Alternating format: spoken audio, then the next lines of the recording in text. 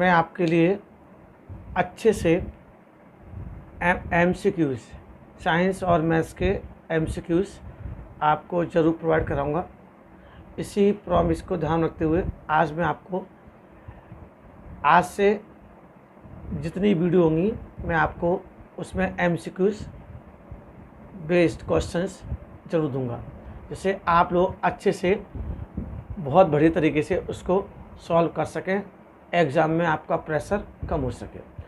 अब जैसे मैंने केमिस्ट्री का एक एग्जांपल लेता हूँ, which of the following does not corrode when expose to the atmosphere. ये मैं आपको दूंगा, अभी समझा रहा हूँ। Which of the following does not corrode when expose to the atmosphere. इनमें से कौन ऐसे हैं जो कोरोड नहीं होते, मतलब जिसमें जंग नहीं लगती, जैसे आयरन, कॉपर, गोल्ड और सिल्वर। ये 4 ऑप्शन है, आयरन, कॉपर, गोल्ड और सिल्वर। तो अब आपको पता है, अब इसका आंसर पर्टिकुलर क्वेश्चन पढ़ें कि सर क्वेश्चन तो इसमें है नहीं है, लेकिन आपने रिएक्टिविटी सीरीज पढ़ी है, उस रिएक्टिविटी सीरीज में आपने देखा है कि जो गोल्ड होता है, गोल्ड रिएक्टिविटी सीरीज में बॉटम में होता है। कहाँ होता है? बॉटम में। अब बॉटम में होता है, इस वजह से वो इजीली रिएक्ट नहीं करता किसी भी एलिमेंट के साथ। तो गोल्ड ही ऐसा एलिमेंट है जो कोरोड नहीं होता। इसका रीज़न क्या है? क्योंकि ये रिएक्टिविटी सीरीज में बॉटम में है और इजीली रिएक्ट नहीं करता। तो टिक किस पर करेंगे? गोल्ड पर। अब मैंने आपको बताया था, अब जैसे आपने रिएक्टिविटी सीरीज पढ़ी है तो आपने पढ़ा है ऊपर जो मोस्ट रिएक्टिव हैं वो टॉप पर हैं, जैसे पोटेशियम, सोडियम, कैल्शियम, मैग्नीशियम, ऐसे हैं। वो क्या करते हैं? वो इजीली बहुत तेज़ी से रिएक्ट करते हैं।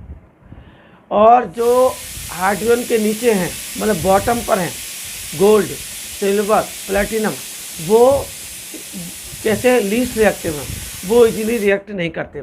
तो इजीली रिएक्ट नहीं करते तो एटमॉस्फेयर में अगर इनको एक्सपोज भी कर देते हैं, खुला छोड़ देते हैं, तो ये इस पर कोई रिएक्शन नहीं होगी, इसलिए कोरोड नहीं होते। समझ में आ रहा है? तो टिक कर दिया गोल्ड पर। ऐसे आपको क्वेश्चन करने हैं, आप क्योंकि समझना है तभी समझ के कर पाएंगे। अब इसमें क्वेश्चन है, which gas decolourise the pink colour. Which gas decolourise the pink colour of potassium permanganate. कौन सी गैस है जो पोटेशियम परमैंगनेट के पिंक कलर को डिकलराइज कर देती है? अब इसमें जो एग्जाम्पल है, जो ऑप्शन है, वो CO2, SO3, SO2 और O2 हैं, मतलब carbon dioxide, sulphur trioxide, sulphur dioxide और ऑक्सीजन। अब इसमें आंसर आएगा सल्फर डाइऑक्साइड।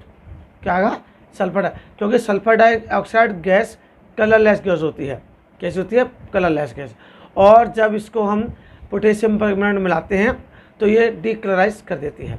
क्या कर देती है? डिकलराइज। और जो इसमें जो ऑप्शन है CO2 और SO3, ये ऑक्सीडाइज ही नहीं होते।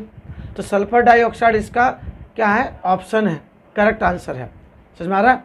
तो आपको बस ये ध्यान रखना है कि एक्चुअली में जो इसका आंसर है वो कैसे हम लोग फाइंड आउट करेंगे, वो उनकी प्रॉपर्टीज़ पर, उनके प्रॉपर्टीज़ के अलावा किस पर? आपने देखा कि हमने जो बेस पढ़ा है उस बेस में क्या है, उस बेस के अकॉर्डिंग क्या आंसर आना चाहिए, तो वो उस बेस पर काम करेंगे। क्लियर हो रहा है? अब देखिए, black and white photography uses. जो ब्लैक एंड वाइट फोटोग्राफ होते हैं उसमें यूज़ क्या होता है? एग्जाम्पल जो ऑप्शन है वो क्या है? Decomposition of silver chloride, second decomposition of silver bromide, third both A and B, और D है नन ऑफ दीज।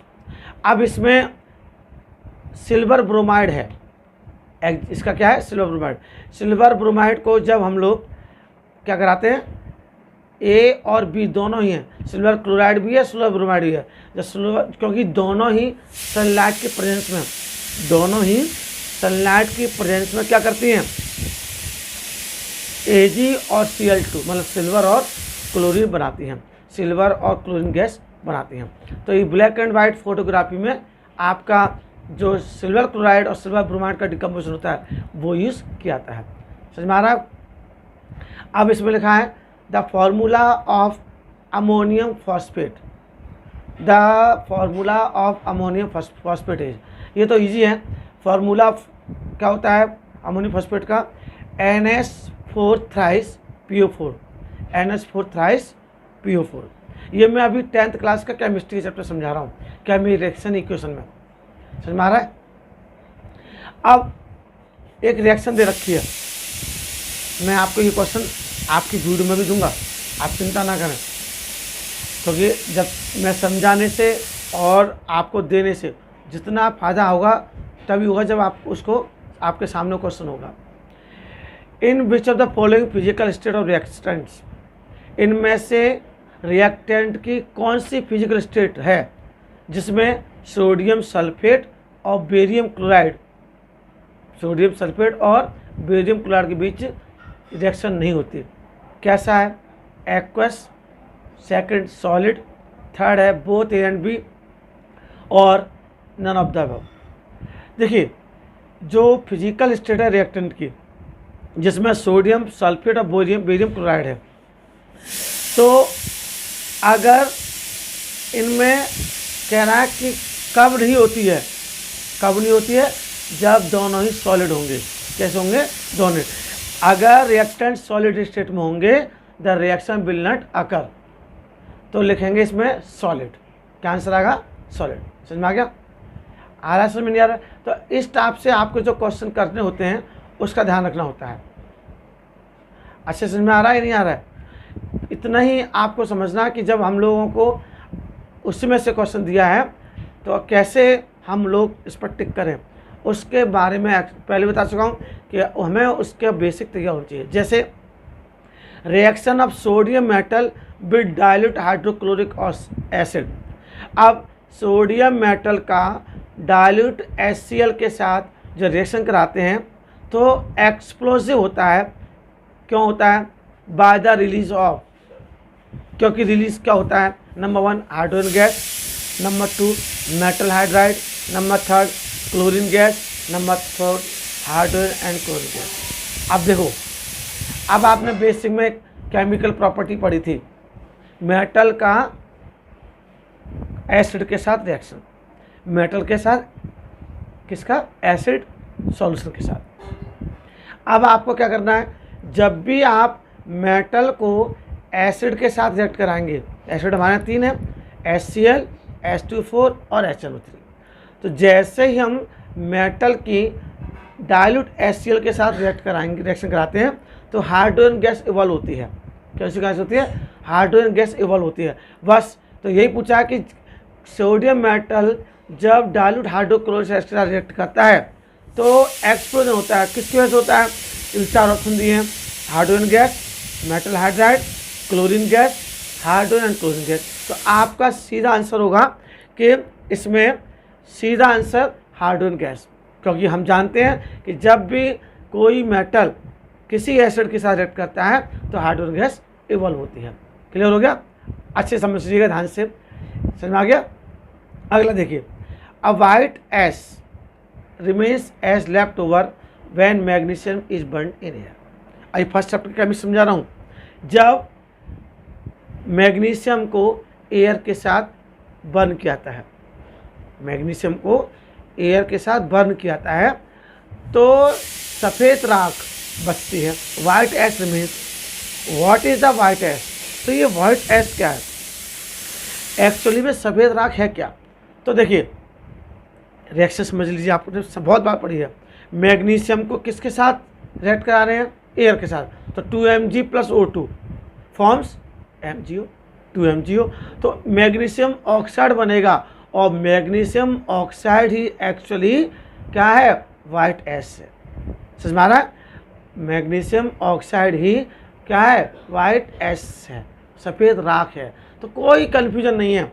जब भी आपको कोई क्वेश्चन दिया जाए तो उसके बेसिक में जाइए और रिएक्शन देखिए, रिएक्शन दीजिए। उसमें पूछा है कौन सी राख, किस कलर की राख, और राख है तो किसकी राख, तो मैग्नीशियम ने किसके साथ की, ऑक्सीजन के साथ, तो magnesium plus oxygen forms MgO। समझ में आ रहा है। तो किस अब पूछा white ash remains as left over, what is the white ash, then magnesium oxide MgO। Clear हो रहा है, इतना ध्यान से करना आपको। अच्छा, अब जैसे आपने बैलेंस इक्वेशन पढ़ी है, अनबैलेंस इक्वेशन पढ़ी है। बैलेंस इक्वेशन जिसमें रिएक्टेंट और प्रोडक्ट में नंबर ऑफ एटम्स इक्वल होते हैं। रिएक्टेंट और प्रोडक्ट कैसे होते हैं, इक्वल एक अमाउंट में होते हैं। रिएक्टेंट क्या होते हैं, रिएक्टेंट वो होते हैं जिनमें नंबर ऑफ एटम इक्वल होते हैं, नंबर ऑफ एटम। रिएक्टेंट क्या होते हैं, जिनमें जो सब्सटेंस किसी केमिकल रिएक्शन में टेक पार्ट करते हैं, मतलब पार्टिसिपेट करते हैं, रिएक्टेंट कहलाते हैं। प्रोडक्ट क्या होते हैं, जिनसे रिएक्ट करके नया प्रोडक्ट होता है, नया सब्सटेंस बनता है, उसे प्रोडक्ट कहते हैं। अब रिएक्टेंट में और प्रोडक्ट में number of atom should be same, number of atom should be same, then this verify the laws of conservation of mass, then this is the balance equation. जो equation law of conservation mass को verify करता है, balance equation आता है। और जो नहीं करता है, या रिएक्टेंट और प्रोडक्ट में क्या इक्वल नहीं होते, क्या नहीं इक्वल होते, नंबर ऑफ एटम इक्वल नहीं होते, वो अनबैलेंस इक्वेशन कहलाती है। और बच्चों, अनबैलेंस इक्वेशन को हम स्केलेटल इक्वेशन भी बोलते हैं। कौन सी इक्वेशन बोलते हैं, स्केलेटल इक्वेशन बोलते हैं। ध्यान रखिएगा, अनबैलेंस्ड इक्वेशन को स्केलेटल इक्वेशन भी कहा जाता है। अब मैं एक बार और अगला क्वेश्चन लेता हूँ, ध्यान से देखिएगा। अब इजी सा समझा रहा हूँ और ये सब क्वेश्चन मैं आपको दूंगा। अब इसमें लिखा है what is the charge of phosphate ion. Phosphate ion पर चार्ज क्या होता है या कितना होता है। ऑप्शन है +3, -2, -3, -1। अब देखिए आप कैसे करेंगे। हमने 9th में वैलेंसी के बारे में पढ़ा। वैलेंसी, फास्फोरस की वैलेंसी कितनी है, +5, ऑक्सीजन कितनी है, -2। ठीक, अब क्योंकि -3 +5 फास्फोरस की है, ऑक्सीजन की -2 है, तो जो फास्फोरस की आप जो वैलेंसी होगी वो कितनी होगी, -3 होगी। कितनी होगी, -3। कैसे होगी, फॉस्फेट आयन में 4 ऑक्सीजन आइटम है, तो वैलेंसी कितनी होगी, -8 + 5 यानी -3। -8 + 5 कितना हो गया, -3। तो वैलेंसी किसकी हो गई, फॉस्फेट आयन की कितनी, -3। क्लियर हो गया। इस टाइप से आपको करना है। मैं हर एक कोशिश करूँगा एक एक क्वेश्चन, एक एक चैप्टर के ज़्यादा से ज़्यादा क्वेश्चन आपको प्रोवाइड कराऊँ, और उस क्वेश्चन को प्रोवाइड कराने के बाद आपको समझाऊं, और जिससे आपको कोई भी किसी प्रकार स्ट्रेस ना हो। मेरी कोशिश तो ये रहेगी। देखिए, मैंने इसी वजह से सेकंड इनिंग में आपके पास आया हूँ, बहुत टाइम बाद वीडियो बनाया, क्योंकि मुझे पता है मेरे बच्चे काफ़ी टाइम से 10th और बोर्ड के जो पैटर्न है उससे स्ट्रेस में है। स्ट्रेस नहीं करना है। मैंने आपसे पहले बोला है, आपको करना क्या है, उस चैप्टर से, टॉपिक से रिलेटेड कोई भी आपका टॉपिक है उसको बेसिकली फंडामेंटल से तैयार करना है। फिर हमारे पास कोई क्वेश्चन आता है, हम उसे आराम से कर सकते हैं। कोई भी स्ट्रेस लेने की ज़रूरत नहीं है। मैं भी आपके उसमें हेल्प करूँगा। आप ज़्यादा से ज़्यादा उन क्वेश्चनों को पढ़ें, ध्यान से देखें, और क्वेश्चन को पढ़ने के बाद उनको सॉल्व करने की कोशिश करें। जितना ज़्यादा मैं आपको क्वेश्चन या कंटेंट प्रोवाइड कर सकता हूँ उतना मैं कराऊँगा। आपकी भी ड्यूटी है कि आप अच्छे से उसको कराएं। मेरे जितने भी वीडियोज़ हैं उसको लाइक करें, सब्सक्राइब करें, मेरे चैनल को सब्सक्राइब करें और वीडियो शेयर करें, जिससे ज़्यादा से ज़्यादा बच्चों को पास ये पहुँच सके और उनसे ज़्यादा से ज़्यादा बच्चे एडवांटेज हों। ठीक है, थैंक यू सो मच।